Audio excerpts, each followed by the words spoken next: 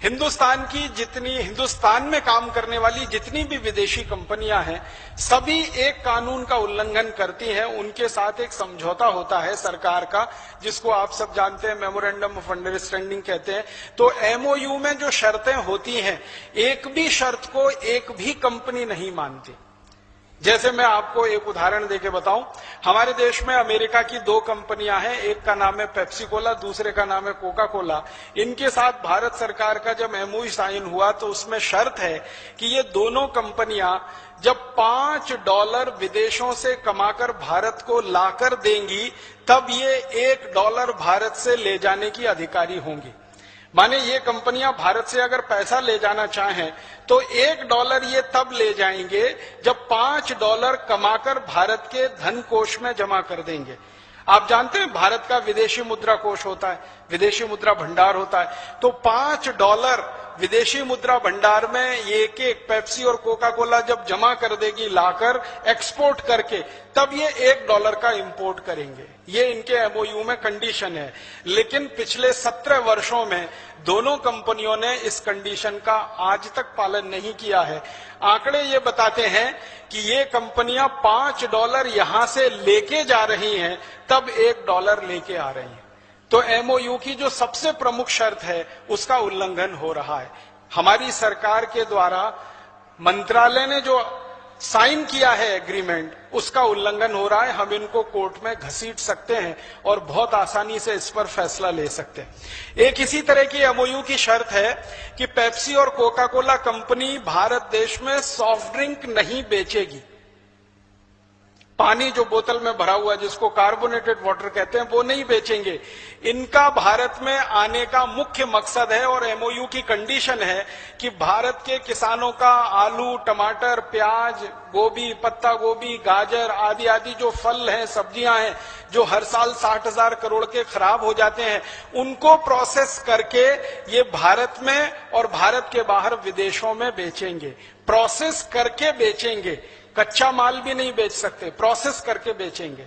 लेकिन दुर्भाग्य हमारे देश में यह है कि इन कंपनियों का जो प्रोसेस किया हुआ टमाटर, आलू आदि का खाद्य पदार्थ है, वो बहुत मामूली सा बिक रहा है और पूरे हिंदुस्तान में इनका सॉफ्ट ड्रिंक बिक रहा है, जो बेचने की इनको परमिशन नहीं है। फिर एक तीसरी कंडीशन है एमओयू की, वो ये है कि पेप्सी और कोका कोला कभी भी अपने ब्रांड नेम से कोई चीज भारत में नहीं बेचेंगे। माने पेप्सी नाम से कुछ नहीं बिकेगा, कोका कोला नाम से कुछ नहीं बिकेगा, वो अपने ब्रांड नेम का भारत में इस्तेमाल नहीं कर सकेंगे। लेकिन दुर्भाग्य हमारे देश में एमओयू की ये शर्त का भी वो उल्लंघन कर रहे हैं। उनके अपने ब्रांड नेम से सारी चीजें इस देश में बिक रही हैं। फिर एक एमओयू की शर्त है जो बहुत महत्व की है कि पेप्सी और कोका कोला वाले कहीं भी फैक्ट्री लगाएंगे और वहां अगर पानी की जरूरत उनको पड़ेगी, मान लीजिए साल में एक फैक्ट्री को 10 लाख लीटर पानी की जरूरत पड़ती है, तो पहले वो 10 लाख लीटर बारिश का पानी जमीन के नीचे डालेंगे, जिसको रेन वाटर हार्वेस्टिंग कहते हैं, तब वो 10 लाख लीटर पानी निकालकर इस्तेमाल कर सकेंगे। लेकिन इनके किसी भी कारखाने में रेन वाटर हार्वेस्टिंग का कोई सिस्टम नहीं है। एक बूंद पानी भी जमीन में नीचे नहीं डालते हैं, वो सारा जमीन में से निकाल रहे हैं और गांव के गांव पानी से वंचित हो गए हैं। अगर यहां राजस्थान के कोई न्यायविद आए होंगे तो उनके लिए मैं कह रहा हूं, आप एक छोटी सी टीम बनाइए, जयपुर के पास एक गांव में जाइए, उस गांव का नाम है काला डेरा। उस काला डेरा में पेप्सी कोला का प्लांट लगा हुआ है। उन्होंने पिछले 4-5 साल में पानी इतना निकाल लिया है जमीन से कि काला डेरा गांव के आसपास के 50 गांवों का पानी सूख गया है। अब उस गांव के किसानों को पीने के लिए पानी लाने के लिए टैंकर मंगाना पड़ता है, 3-4 किलोमीटर दूर जाना पड़ता है जानवरों के पानी की व्यवस्था के लिए। सारा पानी पेप्सी कोला कंपनी ने खर्च कर दिया।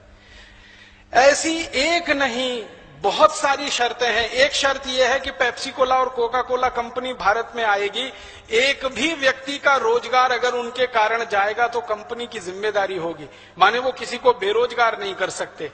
लेकिन इन दोनों कंपनियों ने भारत में आकर क्या किया, हमारे देश के जो स्वदेशी बॉटलिंग प्लांट थे, आपको मालूम है एक कैंपा कोला हुआ करता था, एक 777 हुआ कर सकता होता था, एक फेंटा हुआ करता था, तो ये स्वदेशी बॉटलिंग प्लांट थे सॉफ्ट ड्रिंक्स के, इन सबको टेक ओवर किया पेप्सी और कोका कोला ने, खरीदा।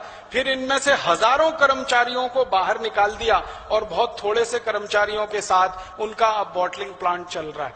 तो मैंने आपको ये पेप्सी कोला का नाम लेके कहा, इनके एमओयू की एक भी शर्त ये नहीं मानते हैं, सब शर्तों का उल्लंघन करते हैं और धड़ल्ले के साथ भारत में व्यापार करते हैं।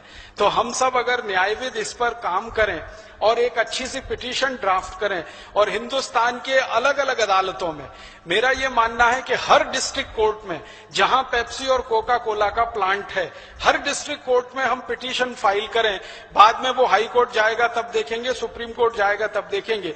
हर जिला अदालत में ये पिटीशन फाइल हो जाए और एक साथ भारत के 680 जिलों में पिटीशन आ जाए, तो पेप्सी और कोका कोला वालों की नींद हराम तो हम कर ही सकते हैं। हिंदुस्तान से उनको भगाने की रास्ते तो खोल ही सकते हैं। उनको पता क्या चल जाएगा कि संसद में बैठे हुए 545 एमपीज जो आज तक उनका समर्थन कर रहे हैं, अब उससे बड़ी ताकत हिंदुस्तान के जिलों में खड़ी हो गई है, जो इनकी खाट खड़ी कर देंगे या इनकी जड़ खोद देंगे। तो बहुत आसानी के साथ हम एक फैसला किसी भी अदालत से, आपको मालूम है हिंदुस्तान के संसाधनों के बारे में इस देश की सरकार का बहुत स्पष्ट अभिप्रेत है, वो ये कि पानी सबसे पहले खेती के लिए है, उसके बाद जानवर और मनुष्यों के लिए है, उसके बाद उद्योगों के लिए है और सबसे अंत में बचे तो गैर जरूरी उद्योगों के लिए है। पेप्सी और कोका कोला का जो सॉफ्ट ड्रिंक है वो हमारे देश की परिभाषा के अनुसार गैर जरूरी है, अननेसेसरी इंडस्ट्री है। उसके लिए पानी तो सबसे अंत में है। सबसे पहले पानी खेती के लिए, दूसरे नंबर पर हमारे और जानवरों के पीने के लिए, और उसके बाद इंडस्ट्रीज के लिए, और इंडस्ट्रीज में भी एसेंशियल इंडस्ट्रीज के लिए पहले, नॉन एसेंशियल्स के लिए सबसे अंत में। तो पेप्सी कोक की इंडस्ट्री नॉन एसेंशियल है, हम इनको आसानी से अदालत में खड़ा कर सकते हैं।